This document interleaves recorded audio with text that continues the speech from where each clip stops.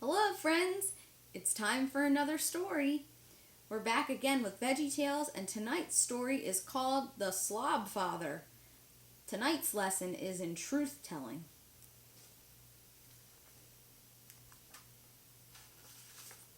Speak the truth to one another, Zechariah 8:16.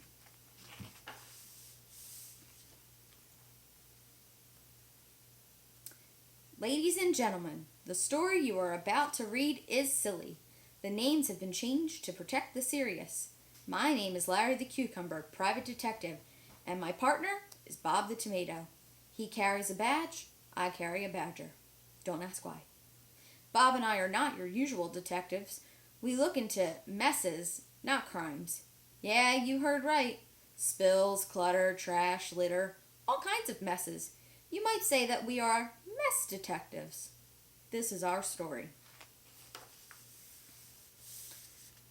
1:25 p.m. My partner and I were working the day watch on the south side of town when the call came in.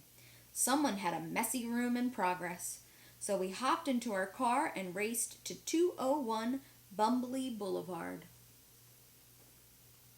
At 1:36 p.m., we rushed into the house of the Asparagus family and bolted upstairs. But we were too late. Junior Asparagus' room was a total mess. It looked like a tornado had struck. No, worse. It looked like a stampede of dizzy water buffalo had run around in circles through the room for a few hours, right before a tornado hit. There were clothes everywhere. Toys covered every inch of the floor. Junior Asparagus, a little guy in a bright blue hat, sat in the corner with his eyes wide with shock. "My name is Detective Larry, and this is my partner Bob," I said to Junior. "He carries a badge. I carry a badger. Don't ask why." "What happened here, Junior?" asked Bob. It was a good question. Why didn't I think of that? As I pulled out my notepad, the boy's eyes darted to the right and left. He looked nervous. I made a note of that.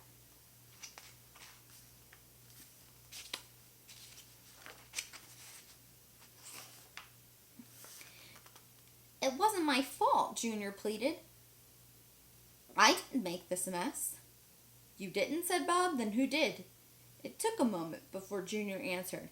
Then his eyes brightened and words came tumbling out of his mouth. "A bunch of gangsters broke into my room and threw all of my clothes on the floor," Junior said. "Uh-huh, that's right. I tried to stop them, but they just laughed and dumped out my laundry basket." Slob monsters," I said. "We'll call them slobsters. We call them slobsters in the police business." This sounded serious. "This sounds hard to believe," whispered Bob. Bob was getting on my nerves. I made a note of that. 1:45 p.m. We left Junior's messy room and decided to drive back to headquarters to file our report. That was when another call came in. There was trouble again at the Asparagus home. Someone had spilled milk. 1:51 p.m. Bob and I burst through the front door of the Asparagus house. And there it was, a huge puddle of milk right next to the kitchen table. Junior stared sadly at the puddle. His mother stood next to him, talking to him about the mess. While I drew a chalk outline around the spilled milk, Bob started asking questions. "What happened?" he asked Mom Asparagus, who began telling us about her day. "Just the facts, ma'am," Bob added. Drat. I wish I had said that. I always wanted to say just the facts, ma'am.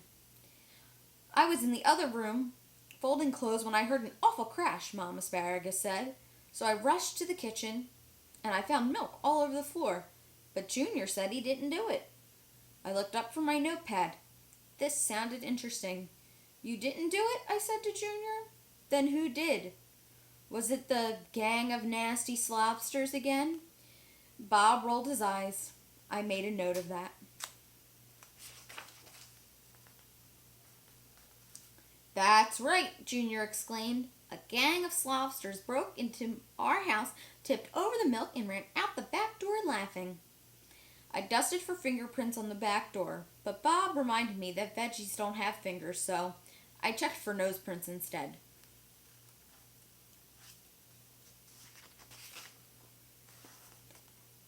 "This is a little far-fetched," Bob whispered to me. Then he turned to Junior and asked, "Did you get a good look at those guys?" Junior thought and puzzled and pondered. "I think there were 3 of them," he said.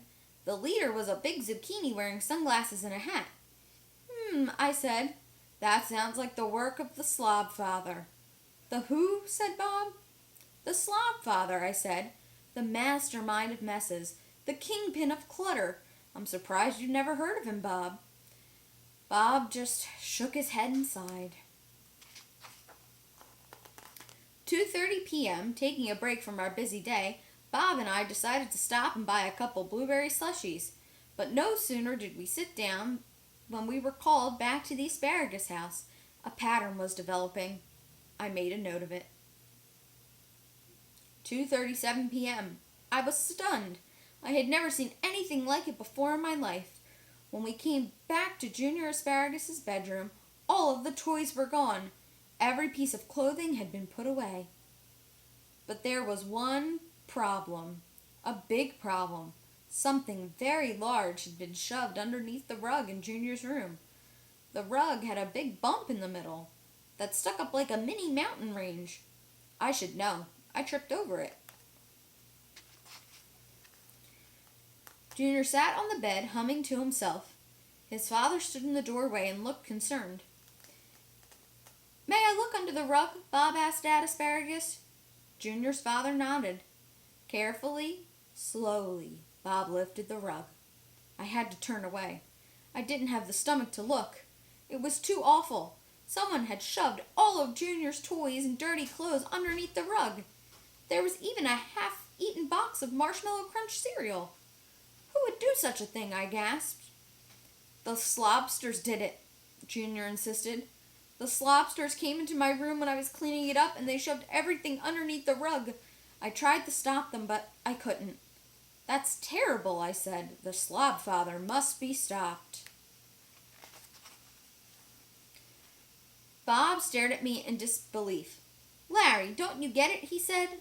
"There are no slob monsters. Mobsters. Slobsters, you mean." "There are no slobsters, Larry."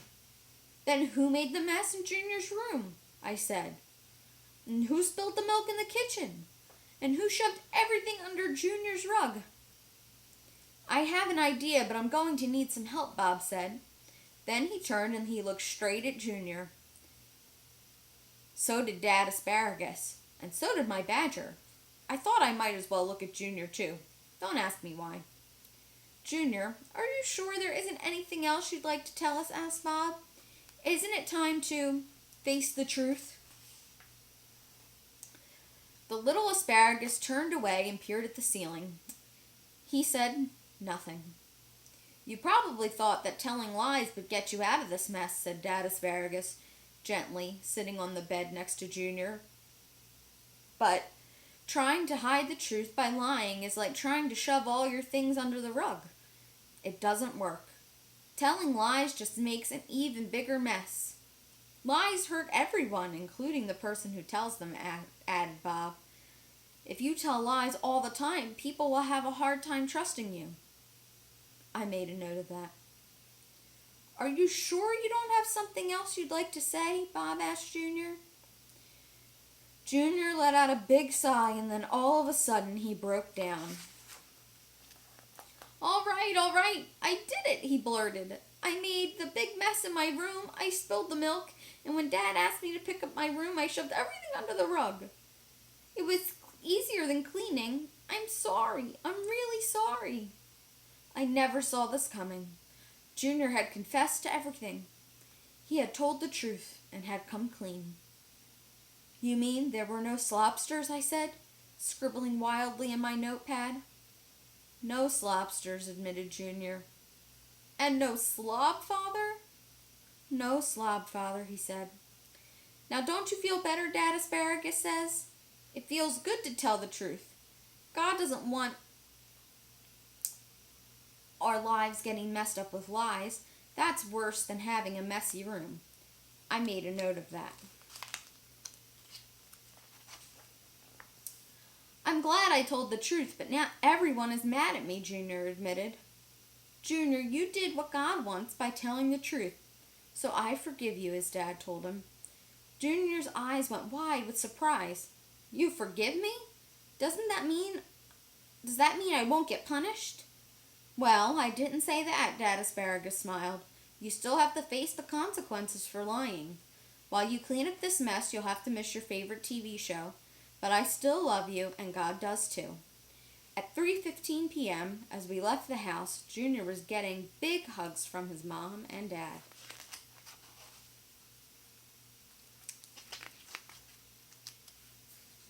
So, there are no slopsters, I said as I filled out the report case number 101. That's right, Bob said. When we try to cover up what we've done by lying, it can feel pretty bad inside. It's like there's a big mess deep inside us, but when we tell the truth, those messy feelings are all cleaned up. Case closed. Tears of joy came to my eyes, and I blew my nose with a mighty honk. Larry, said Bob. Yes, Bob. You just blew your nose into your notepad. I made a note of that. Time to get a new notepad. Thanks for joining us, everyone. We'll see you next week with another Veggie Tale story. Good night.